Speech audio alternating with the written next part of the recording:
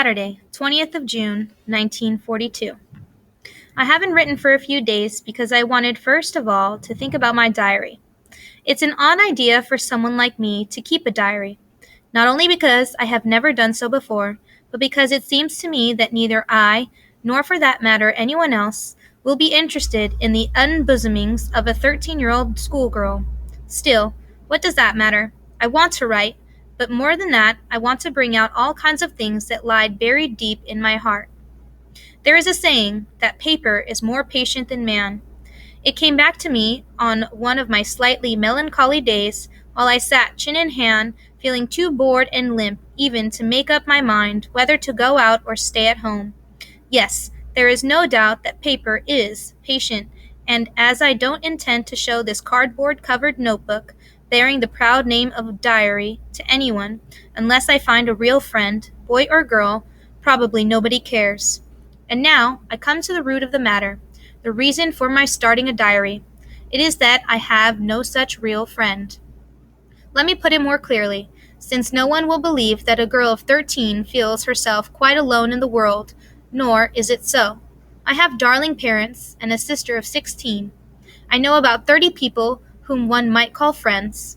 I have strings of boyfriends, anxious to catch a glimpse of me and who, failing that, peep at me through mirrors in class. I have relations, aunts and uncles who are darlings too. A good home? No, I don't seem to lack anything. But it's the same with all my friends, just fun and joking, nothing more. I can never bring myself to talk of anything outside the common round. We don't seem to be able to get any closer. That is the root of the trouble.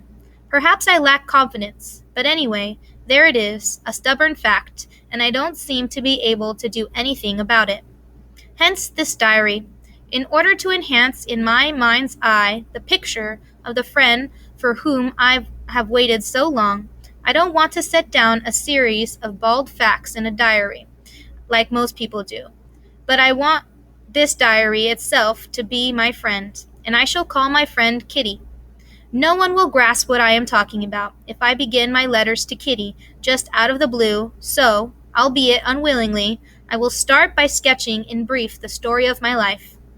My father was 36 when he married my mother, who was then 25. My sister Margot was born in 1926 in Frankfurt on Main. I followed on June 12, 1929, and, as we are Jewish, we emigrated to Holland in 1933, where my father was appointed managing director of Travis N.V. This firm is in close relationship with the firm of Colin & Co., in the same building of which my father is a partner. The rest of our family, however, felt the full impact of Hitler's anti-Jewish laws, so life was filled with anxiety. In 1938, after the pogroms, my two uncles, my mother's brothers, escaped to the U.S. My old grandmother came to us. She was then 73. After May 1940, good times rapidly fled. First the war, then the capitulation, followed by the arrival of the Germans, which is when the sufferings of us Jews really began. Anti-Jewish decrees followed each other in quick succession. Jews must wear a yellow star. Jews must hand in their bicycles. Jews are banned from trams and forbidden to drive. Jews are only allowed to do their shopping between 3 and 5 o'clock, and then only in shops which bear the place card Jew shop. Jews must be indoors by 8 o'clock and cannot even sit in their own gardens after that hour. Jews are forbidden to visit theaters, cinemas, and other places of entertainment.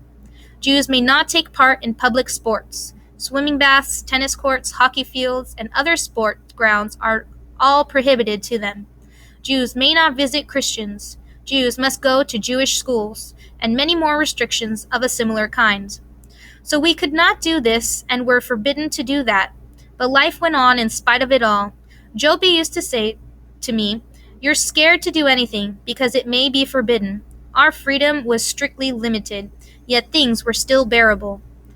Granny died in January 1942. No one will ever know how much she is present in my thoughts and how much I love her still. In 1934, I went to school at the Montessori kindergarten and continued through there.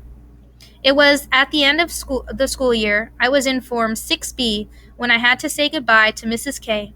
We both wept. It was very sad. In 1941, I went with my sister Margot to the Jewish secondary school, she into the form, and I into the first. So far, everything is all right with the four of us, and here I come to the present day.